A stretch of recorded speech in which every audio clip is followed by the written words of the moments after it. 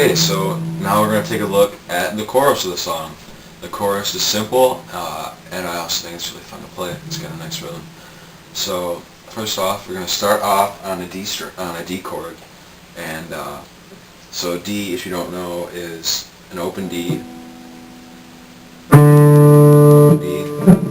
first finger on the second fret of the G string. Your third finger on the third fret of the B string, and then your second finger on the second fret of the high E. So play all that. So very simple, and then that is going to go to another new chord, which is F major, and so the F major chord is you're going to take a third finger and put it on the third fret of the D string, and your second finger on the third fret of the G string, and then you're going to bar the B string and the high E string at the first fret with your first finger. And let's just put all that together, something like that. And then that's going to go to another new chord, which is the G major chord, and that's very simple to play, and that's just your first finger on the second fret of the A string, your second finger on the third fret of the low E string, and then your third finger on the third fret of the high E string. And that sounds like this. So, alright, so it follows the same rhythm throughout, and it goes, you're going to start on the D, go to the F, and then to the G, back to the D, and then to the B flat major that we already looked at, and then to the F again, back to the D,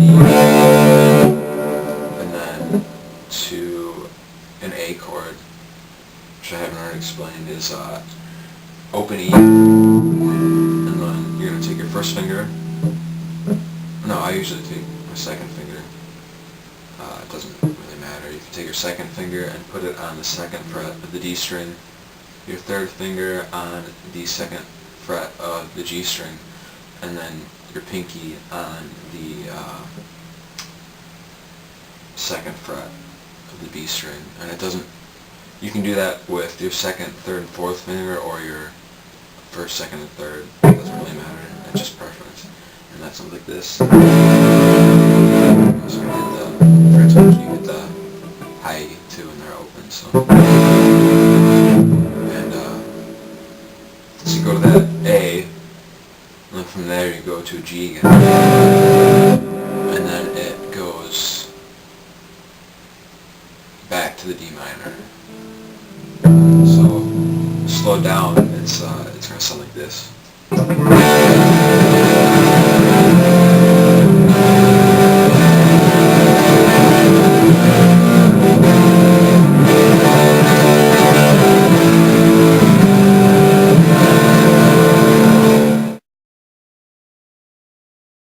Alright, so now we're going to cover the solo of the song, and I'm going to break the solo into 4 parts, and it's a pretty simple solo, and so it shouldn't be too bad to learn. Just for reference, this is the 12th fret of my guitar. That makes it any easier to look at. I know I can't get very close, but alright, so you're going to start off with the 12th fret of the D string. You're going to hit that 2 times, and then you're going to go to the 10th fret of the G string, and then up to the 12th fret of the G string, and then back to the 10th fret, and you're going to do a quarter bend. And you're going to go from there to the 12th fret of the D string. So that's the first part, and slow down, it sounds like this. And then now the second part also starts the same way, on the D string, 12th fret, and then up to the 10th fret of the G string, and then to the 10th fret of the G string. You're going to do a bend. Now, while you're bending, you're going to hit the 13th fret of the G string, and then the 10th fret of the high E string, and so that sounds like this.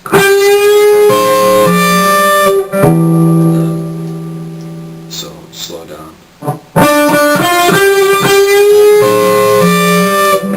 Now the third part of the solo is the exact same as the first part, so just here's a reminder.